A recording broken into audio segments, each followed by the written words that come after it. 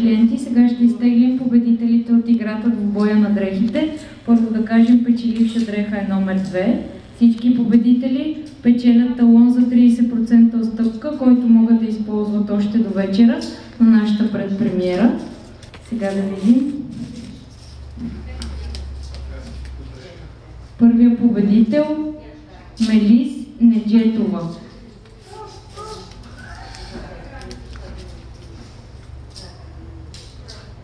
Втория победител Деси Церянова.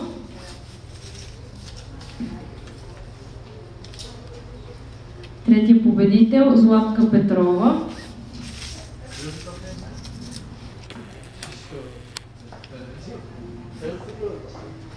Четвъртия победител е Галя Парашкевова.